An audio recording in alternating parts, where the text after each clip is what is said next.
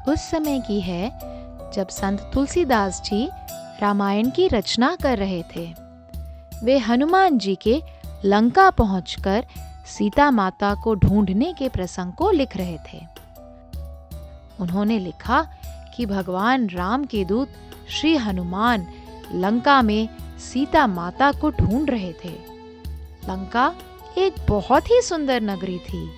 वहां कई बाग और बगीचे थे और चारों ओर सुंदर सफेद फूल लगे हुए थे। ठीक उसी समय पीछे से कोई आवाज आई जिसने डांटते हुए कहा, आप असत्य लिख रहे हैं। तुलसीदास जी ने देखा कि ये किसने टोका, तो भगवान हनुमान को स्वयं देखकर थोड़ा आश्चर्यचकित हुए। हनुमान जी बोले, मैं आपकी रामायण की रचना का आनंद ले रहा हूँ, रोज बड़ी खुशी से सुनता हूँ, पर ये तो आप गलत लिख रहे हैं। तुलसीदास जी बोले, मैं कुछ समझा नहीं प्रभु। हनुमान जी ने कहा, अरे आपने लंका का हाल ठीक बताया, सुंदर थी पर चारों ओर लाल फूल लगे हुए थे।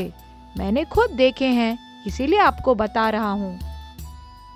तुलसीदास जी ने बड़ी विनम्रता से कहा, प्रभु मैं तो स्वयं गया ही नहीं, मैं तो भगवान राम की प्रेरणा से लिख रहा हूँ। श्री राम ने मुझे सफेद फूल ही दिखाए हैं। हनुमान जी ने फिर कहा, आप वो लिख रहे हैं जो आपको मन की आंखों से दिख रहा है। अरे मैं वो बता रहा हूँ जो मैंने स्वयं अपनी इन शारीरिक आंखों से देखा है। आप मान लीजिए कि फूल लाल थे। मेरे राम जी मुझे गलत नहीं दिखा सकते प्रभु, शायद आप कुछ भूल रहे हैं। दोनों ने प्रभु श्री राम के पास जाने की ठानी। प्रभु राम के पास जाकर अपनी दुविधा सुनाई। सब सुनकर प्रभु राम बोले, हनुमान लंका में तो सफेद फूल ही थे। जी बोले, पर फिर उनका क्या जो मैंने देखे थे, वो तो लाल थे प्रभु। हनुमान उस समय तुम अपनी सीता माता को ढूंढ रहे थे। तुम्हारे उस क्रोध में तुमको लंका के सफेद फूल भी लाल दिखाई दिए।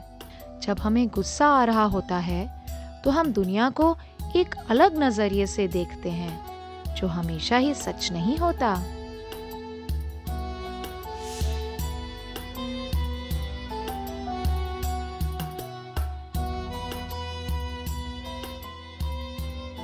अगर आपको ये कहानी पसंद आई तो लाइक करें, शेयर करें और सब्सक्राइब करें।